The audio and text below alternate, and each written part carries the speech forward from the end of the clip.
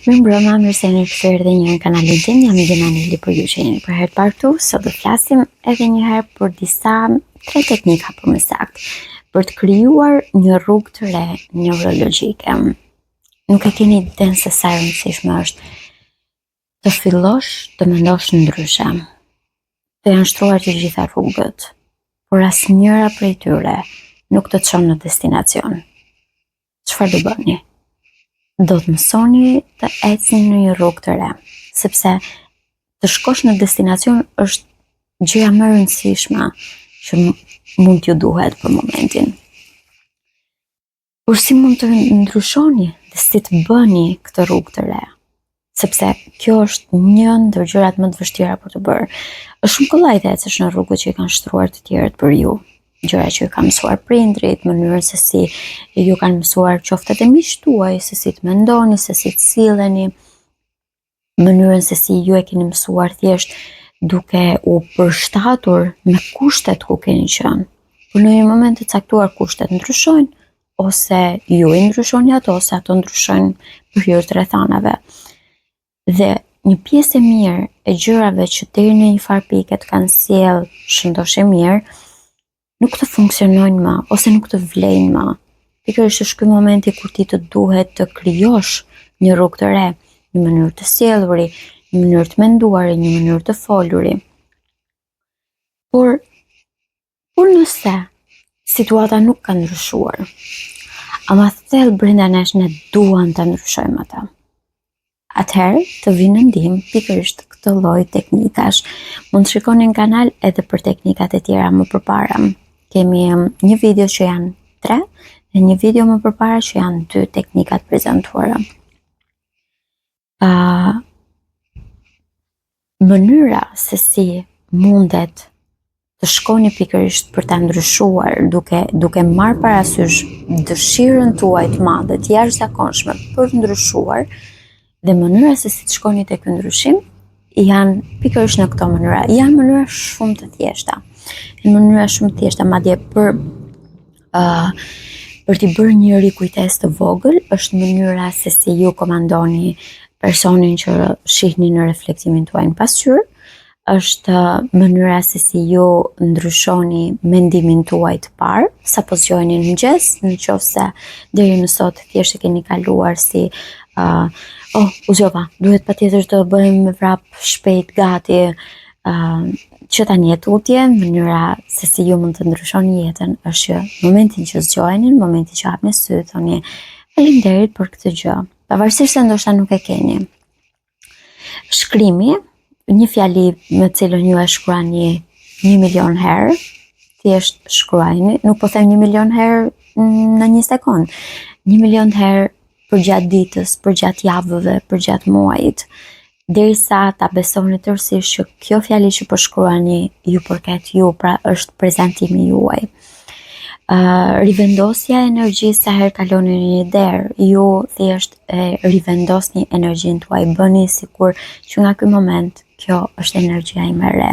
Dilni nga shtëpia me shprehje, jeni duke u nxituar për 100 gjëra, dilni nga shtëpia, merr frymthell, nxjerr dhe thua, unë jam e organizuar, unë jam e suksesshme, unë jam e mbrojtur, unë jam e aftë, unë jam e pasur, një nga këto. Automatikisht do të ndjeni shumë herë më mirë, do të ndjeni pikërisht në këtë lloj energjie, çdo hapi juaj do të jetë në këtë lloj energjie. Njëft shënimi juaj zanor, pra i dërgoni vetes një mesazh, edhe përmes zërit tuaj ju dëgjoni një afirmim ose një çfarëdo qoftë, ai një mendim pozitiv që ju bën të ndjeni mirë, ju dëgjoni atë vazhdimisht derisa truri juaj i cili e dëgjon përmes veshit me zërin tuaj e beson shumë herë më shpejt edhe krijon një rrugë të re të menduari. Dhe kemi ardhur në ditarin e provave. E dini, shkencëtarët për të parë progresin e një eksperimenti që mund t'jenë duke bërë, mbajnë një ditar shënimesh me të gjitha provat. Sot dita 1, ky eksperiment po ecën mirë. sot dita 2 ky eksperiment nuk shpërtheu, sot dita 3 ky eksperiment po vazhdon në rrugën e dur, po sillet ashtu siç ne e presim, ose nuk po sillet siç ne e presim. Pra çdo ditë ose në rastet më të mira edhe në çdo minutë, madje sot kemi mundësi të jashtëzakonshme sepse në momentin që ti ke një provë përpara, pikërisht kjo provë mund të ketë shumë vlerë për ty në atë moment. Merr telefonin, hap notes, shënimet, shkruaj aty. Është ditari yt i provave. Ti krijon ditarin tënd të provave. I ke thënë vetes që unë jam milionere deri në fund të këtij viti.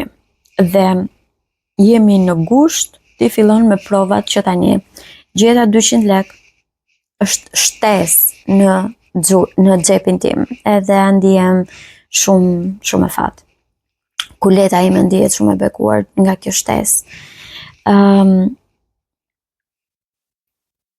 Ndihem e dashuruar këtë vit. Deri në dhjetor unë kam gjetur partnerin tim, një person që është vërtet shumë potencial, sapo më shkruaj ti, edhe duket që ka shumë vlera pozitive, duket që është një partner i duhur, duket që është një partner i mrekullueshëm, sillet në mënyrë të mirë, sot më shkruajti vetë përpara, nesër më solli një trëndafil, pastaj më ftoi në kafe, pastaj dolëm në një piknik, pastaj të gjitha këto. Ose thjesht mënyrën se si shprehet. Ai shprehet kështu. Ose dua të jem e shëndetshme, nëse qëllimi juaj është e shëndetshme. Sot unë ndjeva më mirë nga dje, ndihem shumë herë më e fuqishme, duke si efekte, mjekimet po japin efekt, ndihem shumë më mirë, sot arrita të bëja këtë gjë, nesër arrita të bëja këtë gjë tjetër. Ti krijon çdo ditë ose në çdo moment të ditës ditarin tënd me prova. Pra ti i jep vetes prova. Dhe sa herë që e se ka diçka që ndoshta nuk po shkon ashtu siç duhet, ti kthesh edhe një herë provave. Edhe i rilexon dhe thua, deri këtu ka shkuar shumë mirë.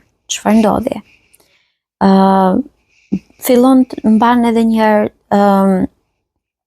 vetëm shënimet. Unë do sugjeroja vetëm shënimet pozitive. Nëse do fillojmë të analizojmë pastaj çdo lloj gjëje, do bëhet ngarkesë më shumë se sa si një mënyrë e re të krijuar të rrugës, plus nga ana tjetër ne dim shumë mirë që çdo rrugë ka edhe drejtimin e saktë të vetin, por edhe ato gjëra që nuk shkojnë mirë me të. Ama në këtë moment të manifestimit duhet përqendrohemi më shumë tek gjërat pozitive. Ti duhet në këtë mënyrë të ushqesh trurin tënd, që të kërkoj akoma më shumë prova për gjërat pozitive që ndodhin. Edhe do të filloni që në momentin e parë do mbani 2-3 shënimet e para, pastaj do fillojnë të dalin vetë të gjitha provat e tjera. Një mënyrë tjetër është të bësh pyetjen e kontraditës. Në momentin që të shfaqet një besim, pra, vjen dikush edhe të thotë, po ti asnjëherë nuk ke qenë mirë me parat. Ti asnjëherë nuk ke qenë mirë me njerëzit, prandaj nuk ka shanse që të gjesh një burr të mirë. Ti kot lodhesh me manifestimet e tua se asnjëherë nuk do arrish të kesh suksesin që ti meriton. Kjo mund të jetë një kujtim, pra edhe nëse nuk vjen dikush person fizik dhe të ta thotë këtë gjë, mund të jetë një moment që një zë brenda kokës tënde e thotë këtë gjë. Një jetë duke bërë një shpencim edhe thotë ti gjithmonë shpencon lekët kot. Ti je duke investuar në një formë ose në një tjetër, edhe ky zëri brenda teje thotë kot po e bëjmë këtë gjë se asnjë gjë nuk do nxjerrim drejt nga kjo. Ndalo dhe bëj pyetjen e kontraditës. Prit një sekond. Kush ma ka thënë mua këtë? sepse është e sigurt që ky nuk është zërimi i brendshëm. Unë përderisa po investoj paratë e mia këtu, po investoj kohën time në këtë person, po investoj të gjitha burimet e mia në këtë rrugën tjetër. Unë kam besim te kjo gjëja. Kush ma ka thënë mua që unë nuk jam e mirë me parat, nuk jam e mirë me njerëzit, nuk e meritoj këtë, nuk e meritoj të jem e lumtur. Kush ma ka thënë mua këtë? Bëj pyetjen e kontraditës. Në momentin që truri yt nuk do të arrijë do të gjej një person fizik që ta ka thënë këtë, ti fillon dhe ndryshon.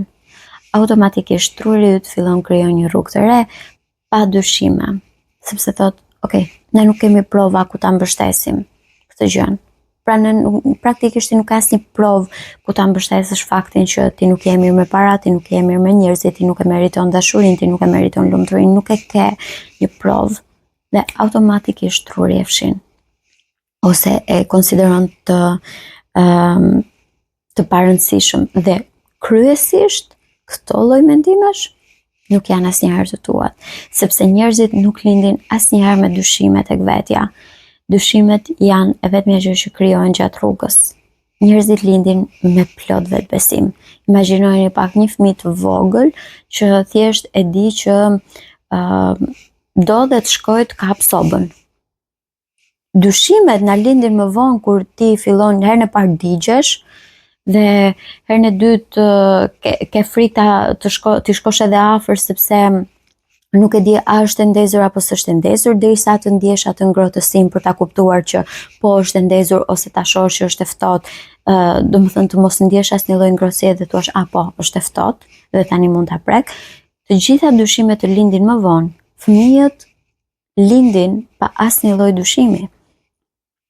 Lindin me vetbesim të plot në çdo gjë. Një kujtim nga e ardhmja. Kjo është teknika e tretë e rikrijimit të një rruge të re neurologjike. Kaloni 60 sekonda, 1 minutë. Kaloni 1 minutë në kohën kur e ndjeni më shumë të nevojshme, duke kujtuar një mendim nga e ardhmja.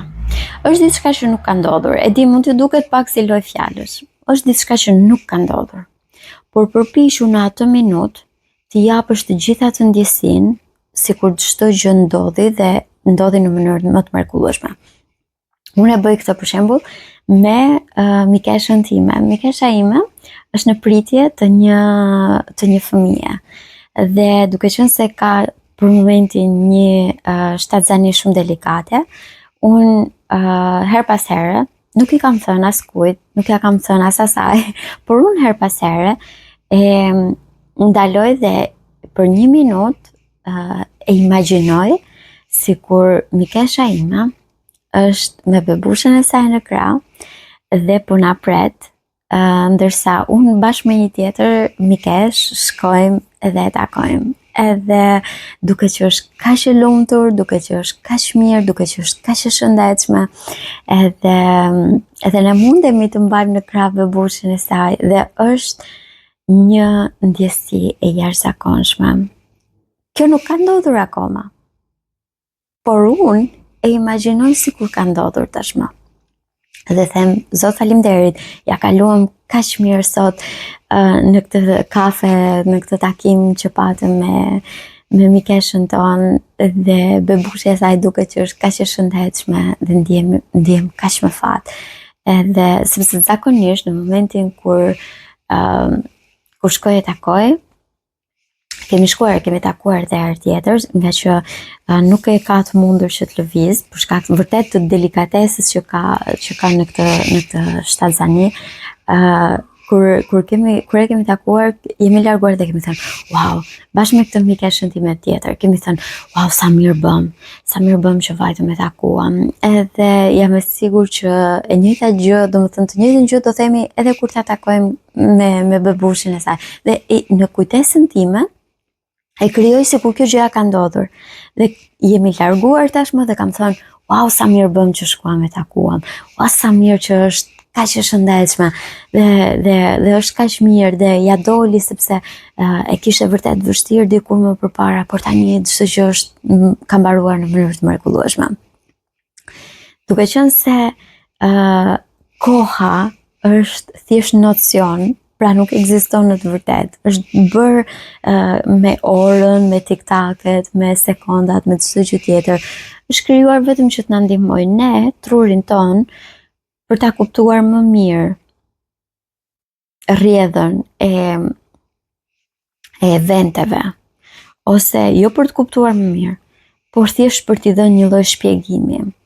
Sepse koha si nocion në vetvete, pra nuk është se ekziston si gjë. Shumë gjëra mund të ndodhin njëkohësisht, shumë gjëra mund mos ndodhin fare, por mendja jo ndoshta edhe i rikrijon, për shembull siç është ky rasti, dhe unë po them që ta përdorim këtë në mënyrë më të mirë, pasi ju e dini shumë mirë që ka njerëz të cilët ne i quajmë skizofren, por nga ana tjetër ata thjesht bëjnë pikërisht këtë gjë, mendojnë gjëra dhe i konsiderojnë të vërteta. Nuk po them që të kaloni deri në këtë pjesën e skizofrenisë që njerëzit ju quajnë të sëmurë, por thjesht për t'i dhënë një lloj doze energjie pozitive vetes tuaj. Bëheni këtë 1 minutë të vetëm, vendosni një strukturë të re mbi një strukturë të re. Pra krijoni atë timeline-in tuaj, atë shtrirjen tuaj kohore.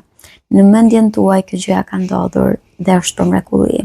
Dhe jam e sigurt që trurit tuaj nuk do t'i mbetet rrugë tjetër përveç se ta manifestoj këtë gjë që ju tashmë e keni parë me sytë e mendjes.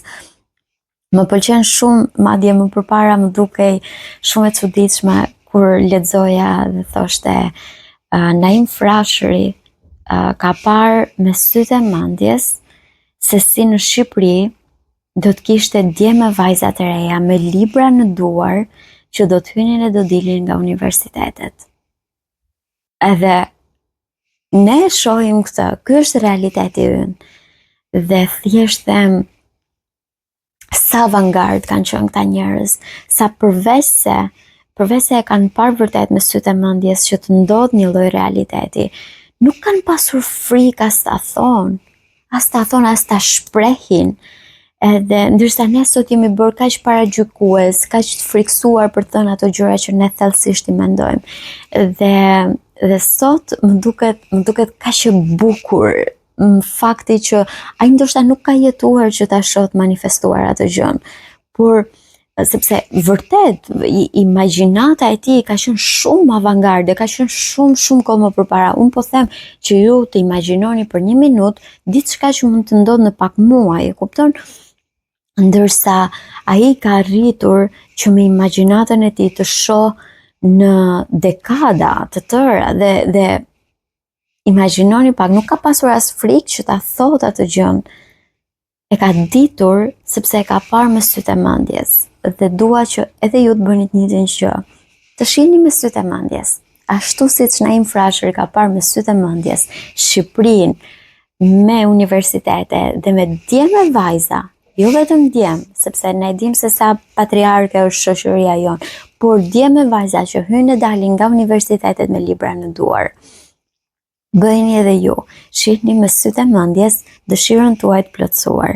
Dhe jam e sigurt që do mund të merrni përveç energjisë suaj pozitive që do jetë e jashtëzakonshme, do krijoni një rrugë të re neurologjike dhe truri juaj do mundet që ta manifestojë atë në realitetin tuaj.